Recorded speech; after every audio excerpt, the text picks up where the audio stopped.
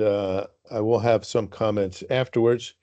Um, but that is the proposal supporting additional path to CPA licensure open for comment. And I've asked Tim, which is why he's sitting on the side of the highway in Virginia, if he could kick off on what's been going on, and then we have Bonnie here, who has been integrally um, involved in the process of the legislation and the new laws and regs, et cetera. So, Tim? Sure. Well, so I think this will be pretty quick too. Just as a refresher, the joint UAA, NASBA ACPA committee came out with their exposure draft back in the fall. There was a number of comments submitted, as you've probably read in the cover letter here.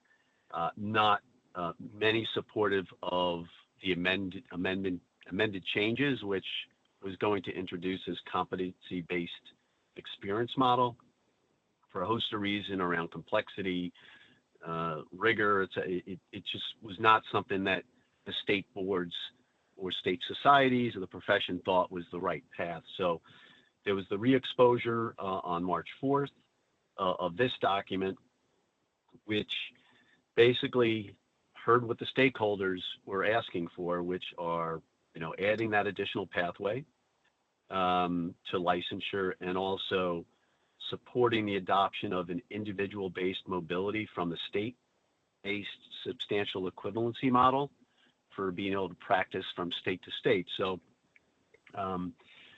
the language in here, what's being proposed in the UAA amended edits are, I think, very, very consistent with the path that we've already been taking, with the support of Bonnie and her team, pushing through some of the changes to our legislation to adopt the additional pathway, get rid of the reference to credits, because that's no longer a reference. It's focusing on degrees, post-baccalaureate or baccalaureate degrees, and also introducing the individual mobility within Connecticut with a safe harbor.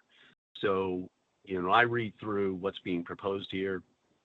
It's, I think in line with what we're looking to do in Connecticut. The one thing I'd say is on the mobility front, NASBA is still hopeful that, some states, when they're looking at this individual mobility model, they may be putting guardrails in. Our guardrail, and the guardrail is proposed by the UAA committee and NASBA, is that as long as someone holds a license in good standing in their home state, and they achieved licensure vis-a-vis one of the approved pathways that we have in Connecticut, they'd be able to practice in Connecticut. Some other states may be introducing other guardrails, and so I know NASBA is continuing to try to work with those states to minimize guardrails that would make it difficult for licensees to practice in various states. But from a Connecticut perspective, I think we're in a good place, and I just want to thank Bonnie and her team and everyone involved in what they've been doing so far, because we're pretty much in line with where the NASBA and the AACPA are landing with this document. So that's all I had, John. I don't know if there's any questions that anyone has after they've read the document, or anyone else wants to add anything.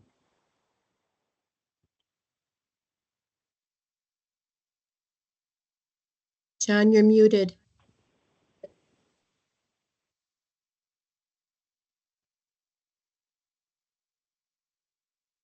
Sorry, sometimes it clicks and it doesn't go off.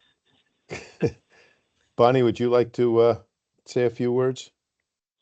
Yes, thank you. So the bill, I think, is done being modified. Yesterday, I met with LCO again. We had to respond to the draft that LCO came out with. The governor's office had one request, and then the NASBA had one request surrounding the safe harbor language.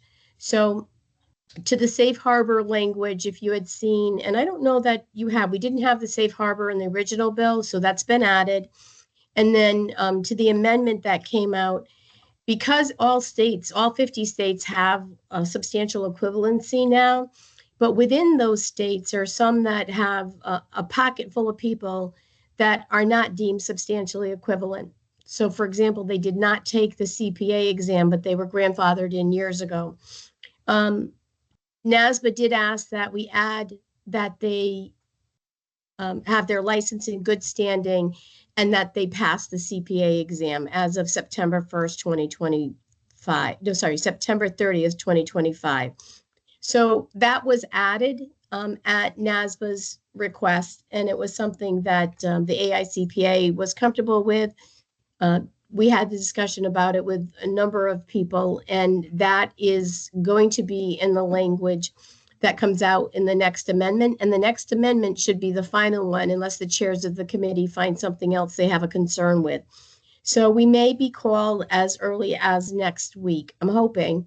I know that the chair of the House would like to move this quickly.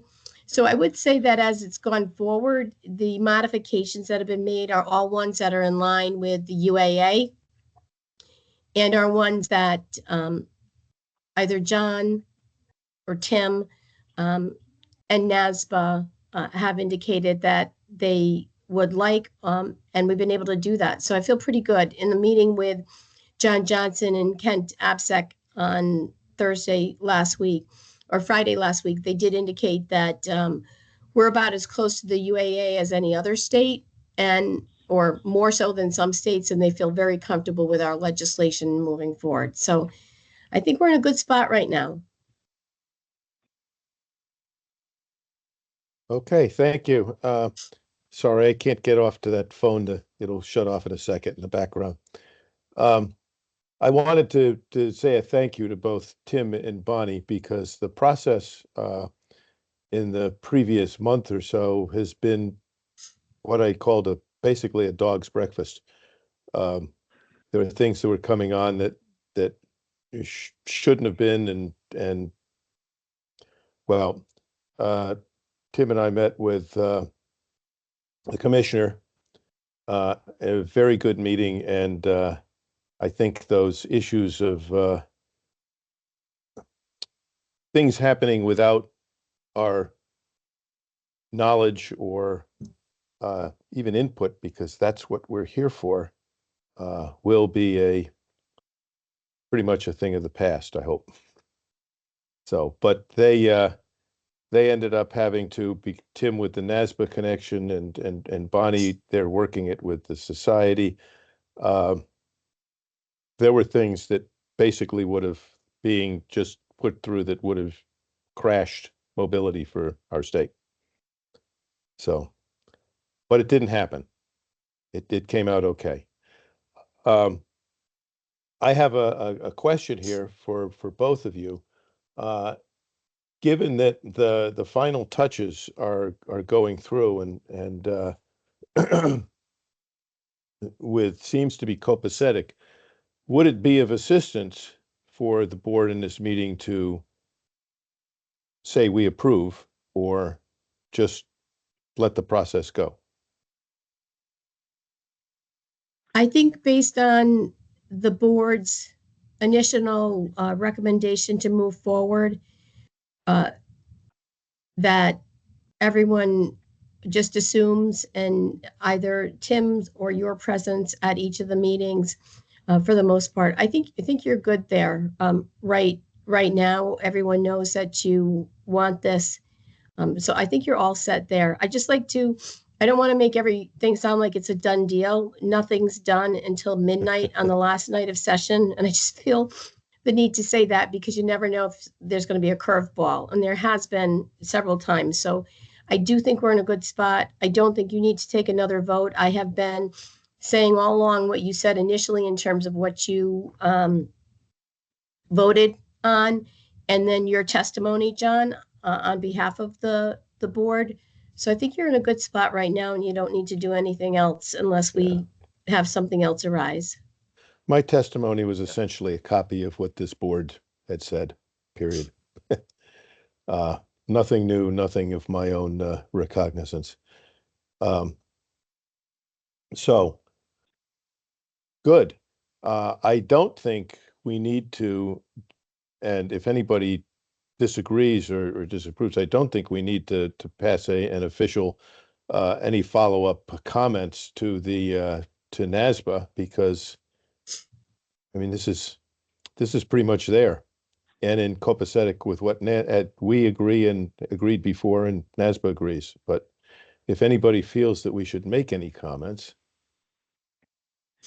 Hey, John, I would just say that I think NASBA generally does whether you're for or against something, if Yeah. we're supportive, sometimes they like to hear that too, right? So it may be as simple, if we chose to respond, say, we are, supportive of the amended language Yeah. where you're adding a pathway and mobility, just because I know, like in the prior amendments, there were not every state board's responding. Most state societies do respond. Again, it's not going to change what we're doing in Connecticut, but I No. just throw it out there, knowing, in interfacing with NASBA, they always hear the they always hear the problems and the bad news, and they rarely get right. nods on the good news. So I just throw that out there for thought. Okay, well, I would entertain a proposal, a motion to say we approve of the last and in better language than that. John, it's Bud. Yeah, I agree with Tim and you that I think we should say something, in writing, one sentence to NASBA to confirm that we're, supportive of the new language. So I guess I would propose that the board make a submission to NASBA supportive of the new language, something along those lines. Okay. You said something in the first sentence that sounded like, go ahead. I was going to say, I'll second that. Okay. I think we have to put it in the final language here. Yeah, I'm open to that if you have a suggestion, John. Any thoughts, Daniel? Yeah, I'm in total agreement. I would say that I would say to revise it that the proposal is that we agree with the revised language that has been presented in the NASBA AICPA. Now I lost the last piece. Exposure, committee exposure.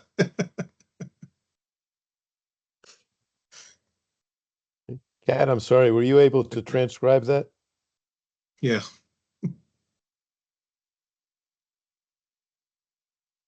Okay, do we have a motion and a second? Do we have any comments? Questions? All in favor? Aye. Aye. Aye. Aye. Okay. Very good. Now I'm going to add something here for thought. I have been chair of this board for 10 years, which I think is way too long for somebody to be in any position. And I put that to most politicians too, which I'm not. And I think we have to consider